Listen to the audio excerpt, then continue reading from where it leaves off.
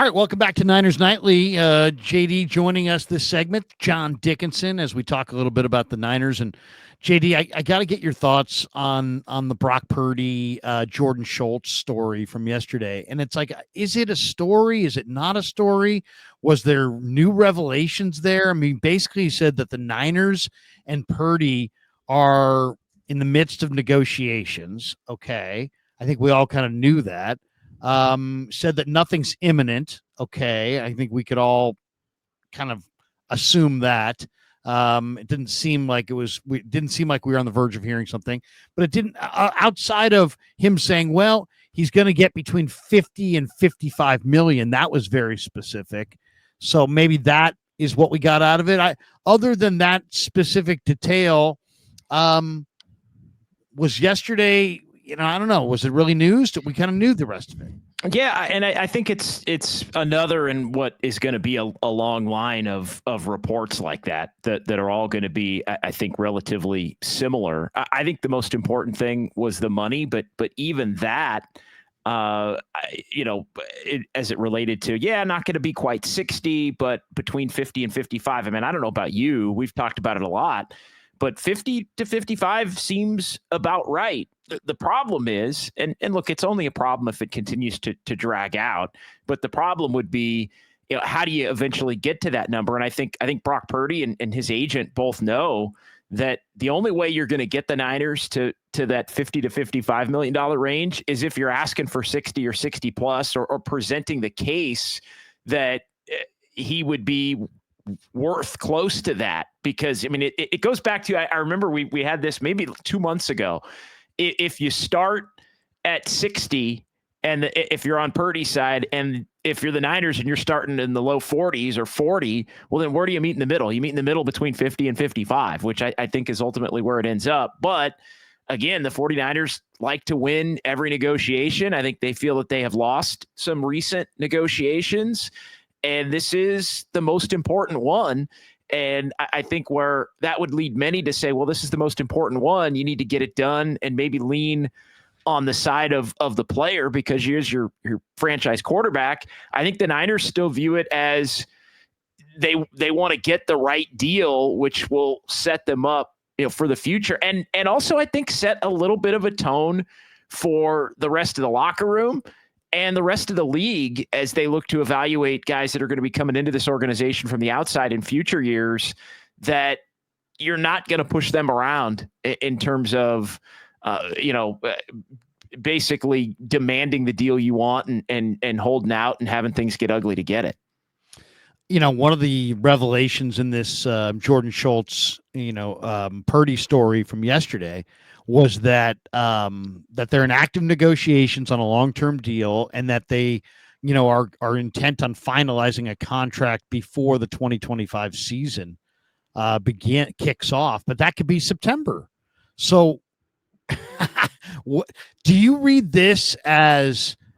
Brock Purdy will be at minicamp, will be at OTAs, will be at training camp, and maybe, or do you look at this as saying, you know what, he may not be at any of those things, but they hope to get him there before week 1. I mean, when does the season kick off in that? You know what I mean? Does the season kick off as soon as the draft starts? Does it kick off for the first minicamp? Does it kick off at training camp? I mean, when does it kick off? I think it's the first off-season workouts. I mean, I think those are important for setting a tone that this year for the Niners is going to be different than last year. I mean, and again, so to me, that's where I set it. I think if you're asking me how far can the 49ers go, how late can it get to get away with it, it would be no later than training camp. I mean, he has to be there day 1 of training camp and ready to roll. I do not see how you can have a successful season when you don't have your franchise quarterback at day 1 of training camp. Like, that just, like, to me, that if it gets to that point, this is not Nick Bosa. This is not a wide receiver in Brandon Aiyuk. Like, this is your starting freaking quarterback. So I think there is some deadline pressure then, but I think the truth is the Niners want to have it done in the next month.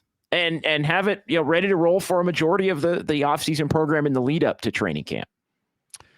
The number, if Schultz is right and that the number is going to be between $50 and $55 million, I look at that as kind of a win-win. I mean, that to me makes sense. Why? Because that's the Niners getting a little bit of a deal.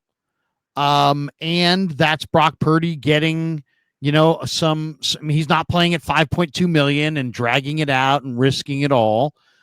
He's getting paid handsomely. There's probably going to be north of $100 million of guaranteed money in that deal coming his way. But if the Niners can get him between 50 and 55 with the cap going up in a market that only goes up, compared to some of these other guys like Tua Tagovailoa, they're making between 50 and 55, but you could argue Brock's better than them and has done more than them. I don't know. I mean, to me, that seems kind of like a win-win. What do you think of that number, 50 to 55? If that is the average annual for Purdy, do you look at that as an overpay, or do you look at that as the Niners getting a deal? I look at that as the market. I really do. Again, he can stretch his accolades in comparison to others, and he can make the 60 million case. Now that's on the extreme high end. I think he's closer to the 60 to me than he is to the 40. And I know some quibble with that, but there's also an element to this. And I think you and I actually disagree on this part, but it's like, if you're Brock Purdy, you're getting a little bit of what you haven't gotten back. Like, that's not to where it's going to take you north of 60 or anything like that, but you're not getting it's not going to be 40 because you've made under $1 million for a couple of years. Like, you're getting some of that back now that may be the difference between 48 and 52. But it's certainly the difference between 42 and 48 or 45 and 50 in terms of the average annual value, but how it's structured and all that, I think still matters more. The guarantee, I think, matters more. North of 100 for sure. I mean, I've even said, and people have kind of said, JD, you're a little crazy. Like, I actually think the guarantee might be closer to 120 when it's all said and done. Yeah. But I think the 50 to 55 is pretty spot on. Yeah. Well, and I think it's a good number for both sides. I really do. Yeah. I think it's a good number for Brock, but I think it's a good number for the Niners. You're not resetting the market or anything. And you could argue that he should be. And I know some people would say, what? No, there's guys making less. And okay, there's that. But then what about the guys making more? What about Prescott? I mean, Prescott is a precedent. He's an NFL quarterback making 60 million, and the quarterback market always does go up, and Prescott's never won a Super Bowl. You could argue that Brock deserves more than that. But if they can settle between 50 and 55, I think that covers the Niners, gives them a good deal, but at the same time gives Brock the big time, assurances that I'm sure his agent is going to demand for him and that he's deserved. So I think it's win-win. But the big issue is when. And to me, if you're going to get it done, you got to get it. I totally agree with you on this point.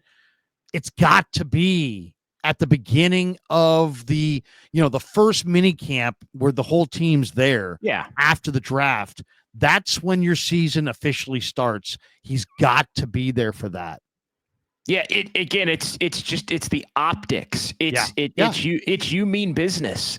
And I think Brock wants to be there, but I think the 49ers may gamble, and I hope they don't gamble on the notion that, like, if I'm Brock Purdy, I want to be there as the lead of this franchise, right? I mean, the starting quarterback is the main guy for the franchise. And you could say, all right, the 49ers have other players at other positions, but the starting quarterback, especially one that's going to get paid, even on the low end of what we're talking about here, is the face of your franchise in many ways. And so I think he wants to be there as a leader. And I just hope the Niners don't test him on that and basically say, well, show up and we'll get it, show up and we'll figure it out, that kind of thing, because then I think it puts the onus on him. I to be perfectly honest, if I'm Brock, I would not show up unless the deal's done, because I think that would add a little bit of some time pressure for the Niners to either get it done, or it's kind of on them that they don't have one of their primary leaders and franchise players on, in camp. It just changes the entire tone of everything. And again, they were 6-11 last year. And I know people are frustrated, at least in terms of the fan base, with some of the subtractions to the roster without additions. But the one thing I think the Niners truly have tried to preach separate from that is that they mean a little bit more business this year. They want to be a little more buttoned up going into the year. They want to be more together with the guys who are going to be on the roster. And you just can't have that if your starting quarterback isn't there. Couple more topics. Jordan Schultz also said the Niners are open to trading Brandon Aiyuk. But it's also been reports that it may be unlikely because who's going to pick up his contract due to the ACL injury and obviously the big money that he's owed. The question that we don't know the answer to is how much are the Niners wanting to move off of that money, and how much will they reduce their asking price between now and the unofficial deadline of the first, when he's due a $20+ million bonus. How much will they drop the price tag on what their ask is for him in a trade to get off that money? I mean, we don't really have the answer to that, but that's going to be interesting. I do believe the reports that the Niners have asked for a 3rd-round pick and maybe even more for Aiyuk, but that's what you ask for when it gets time. Now we're here a couple days before the deadline. How bad, Kawakami has speculated, JD, that there might be $100 million that the Niners could get off of if they could get a team to take Aiyuk. That's a lot of money. The Niners may be willing to take a pittance back in a trade to save $100 million, especially the way this offseason has gone. It seems like they're prioritizing that. Yeah. What do you think? I mean, I know it's said that it's unlikely that someone's going to trade for him, but I think it's unlikely that someone's going to give them a 3rd-round pick. But I think it's likely that they still want to trade him and could find something lower than that they could settle on. I think it happens still. What do you think? I think it's pretty clear they want to trade him. I think it's pretty clear that they want to get off the money. I believe all of that. I think it's pretty clear that they maybe have some concerns with his ability to come back and be a productive player, right? You're paying all that money for somebody that you now is a huge question mark. I mean, how is he going to perform coming back? Could he ever be the same player? I mean, in a sense, I could definitely see the thinking in that you have, in a way, a better shot at trading him now than if he comes back in December and doesn't look right, or comes back in at the end of October and just doesn't look, whenever it is, he just doesn't look like then you're not trading him at all. Like, at least a team now would think that they're potentially getting an all-pro type wide receiver when he's healthy. Obviously, probably not going to be in 2025, but you'd be getting him to get him healthy in 2025 and have him for 2026 and beyond. So I think the Niners are looking to trade him. I think, and again, this is my theory. This is not sources or anything like that, but I think that the Niners, in ultimately doing the deal in August, after it got so ugly and they were going to trade him and then they didn't and all of that, I think there was a compromise that basically was, we'll do it, we'll get the deal done, but we're going to trade him. And I think that, meaning trade him after the first season, after the 24 season that just passed, and then he got hurt, and that muddied it all up. And now they're still thinking trade him, but obviously you're going to get significantly less back than you would have if he had been a really productive and healthy player. But I mean, if what they're doing in terms of the financial stuff and resetting everything is true, I mean, to me, that would be a huge number to get off the books, and it may have a value in taking less back, unfortunately, because I also think at this point they may view him as just a sunk cost for this year anyway. Like, how much production are you going to get out of him this year? Why pay him all that if you don't believe that he can be productive again until 2026? I mean, that's a year and a half away. in terms of actual games, right? We're talking almost 18 months until the next 2026 season starts. So why would you be paying, on the hook for that, and potentially on the hook for the rest of it, if for somebody that you can't count on to be a productive player for a year and a half from now, and then you don't know that he necessarily will be from there. So I think it's, where there's smoke, there's fire in a big way here, and I do think the Niners are looking to potentially trade him. It's going to be interesting. It's going to be interesting. It's the 27th of March, and I wouldn't panic on that, by the way. I wouldn't panic on that. I would not just give him away. Just a real quick thought on that. I don't know if that's a panic. I think the Niners know what they have in the player, good, bad, and otherwise. I think it's just a matter of, do they want to recapture that $110 million, and how motivated are they to do so? And do they feel like they want him here, or do they feel like they want to move off of him? I mean, that whole Shorts thing was very weird, considering they'd already paid him, and he got paid. Very weird. You're right, and that was the other thing I was going to mention. He got paid, and then I think you believed he was going to be happy, and he still wasn't happy. He got it, and so I think they may also view him as somebody that, I think we thought he just wanted to get paid. I think what we now kind of know is he didn't just want to get paid. He wanted to get paid and leave.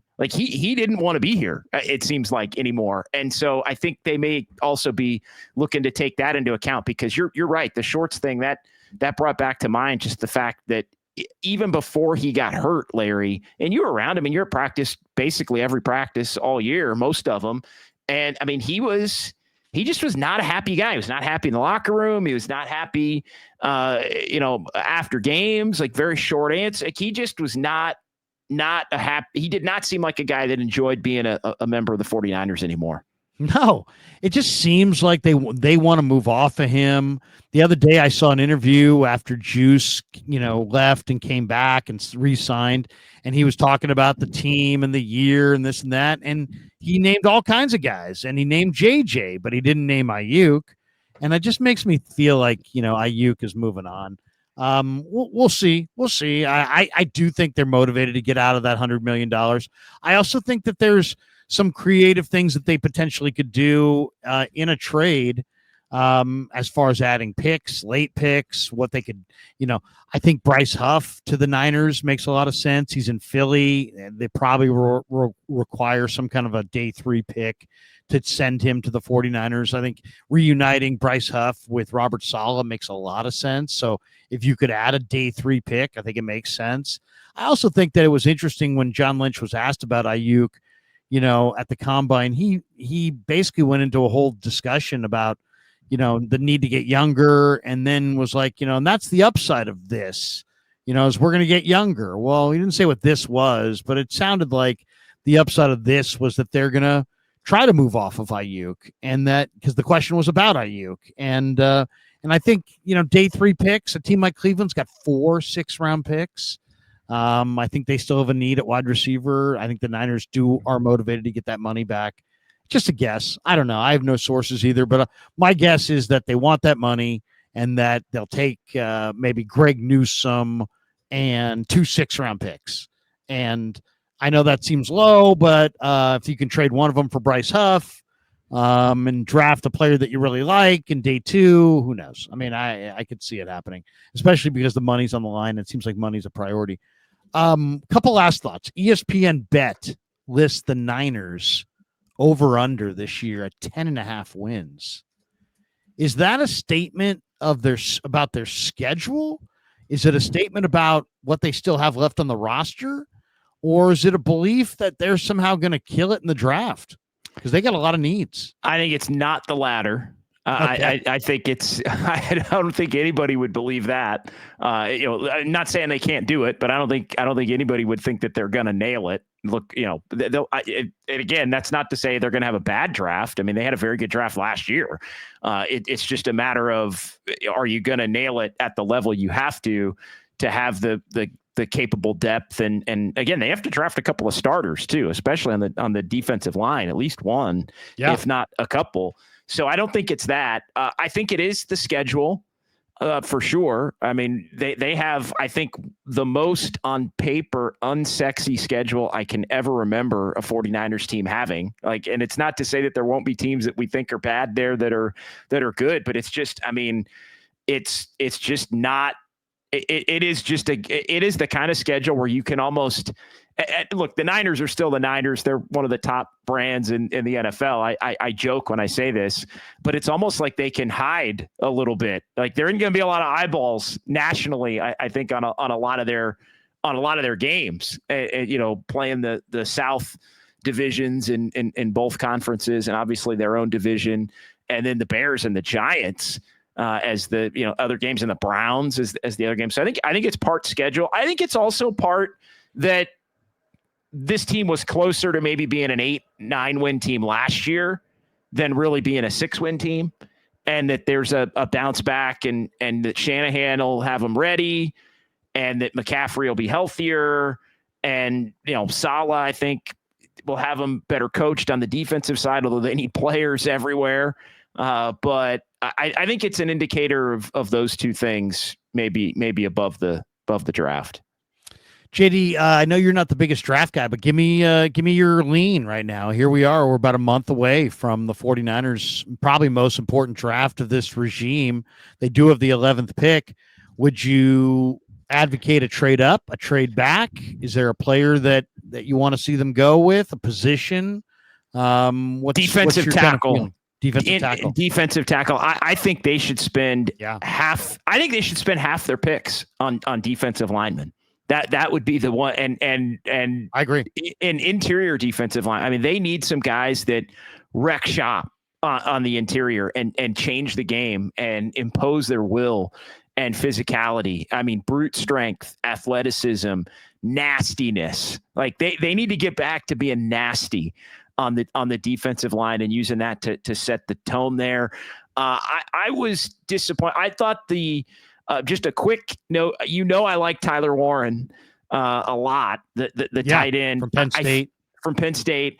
I feel like does Juszczyk coming back? I know we talked about Tyler Warren before when Juszczyk was gone and then hadn't come back. Do you feel like Juszczyk coming back would prevent them from looking at Tyler Warren, just in terms of, Juszczyk's going to be somebody that's going to be on the field, different players, but somebody that's going to be on the field a lot.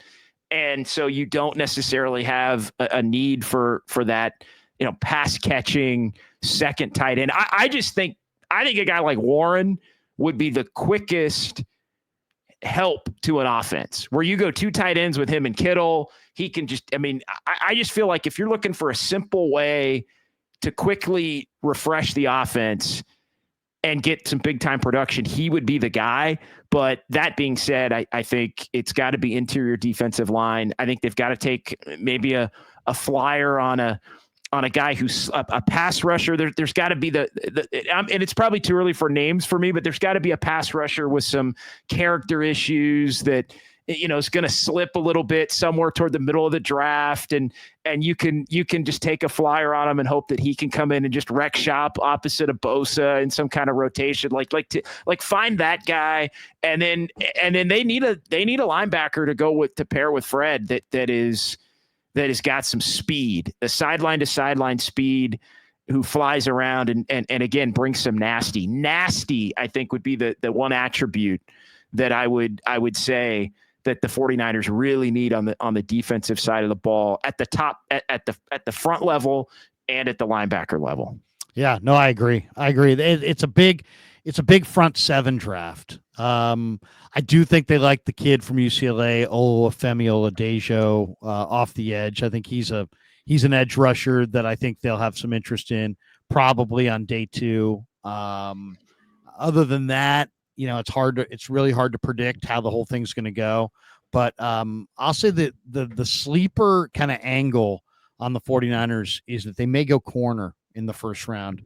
And I know that sounds crazy, but they could be staring at both Chadai Barron and Will Johnson, and they're both too good to pass up. Yeah, they're both. Barron won the Thorpe Award as the greatest defensive back in the country, and he's a lot like Brian Branch of the Lions. He's just great against everything. He's great against the pass. He's great against the run. He's great outside. He's great inside. He's just great. And then Will Johnson was the MVP of the national championship game 2 years ago, and he's got great size. A lot of people think he's like a Surtain. He was hurt a lot this year, but he's a dominant player. He's got to be a turnover guy. Like that's the other thing. Both those guys, I would be. They get picks. I would be okay, but yeah, it's got to be forcing turnovers, because that's something the Niners also have to get back to. So if you're going to take guys who have a nose for the ball, so I'd be okay with that if you're taking guys that have a nose for the ball, and those two both do. Yeah, and you know another guy who's got a great nose for the ball, who might be a good middle of the draft kind of guy, is the guy from Cal, Noah Williams, who had tons of interceptions this year. And then I watched him in the All-Star game at the East-West Shrine game, and you could see why. I mean, he just gets his hands on the ball. He's just really, really productive on the football, and he's got good size, 6 feet, 200-pound corner. And he's probably going to go in the, I would say, 4th or 5th round. He's a day 3 corner, but Noel Williams from Cal is a highly productive interceptor, so that could be another name to watch for. JD, awesome stuff, man. One quick thought on your way out the door on the Warriors. Sure. I know we're talking Niners here. It's Niners Nightly, but just give me your quick thought. Are the Warriors gassed? Is it they had that nice run when they got Jimmy?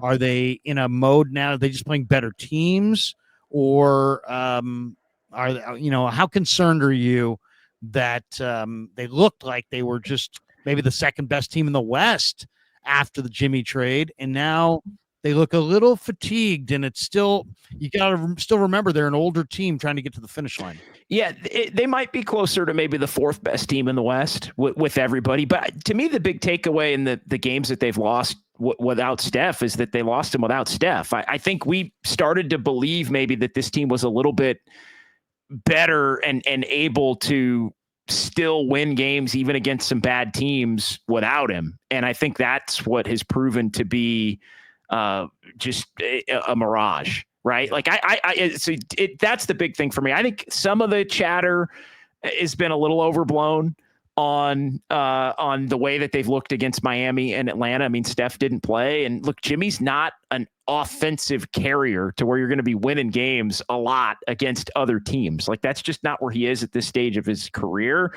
It's not the way he was playing even when Steph was there. So to think that he was suddenly going to be playoff Jimmy scoring 40 points to get him through games against Atlanta and Miami in March, I think was a little bit foolish to believe. If you believe that, I'm not saying everybody did. So I think let's see them get Steph back and finish this thing out. That's the one thing, the one game they didn't have Jimmy, they lost to Philly. And now you got a couple of games where they haven't had Steph and they've lost him. Like, to me, that's the takeaway. It's that they need both of those guys, and they need everybody in the rotation in their spot, and they can do some damage if they have that.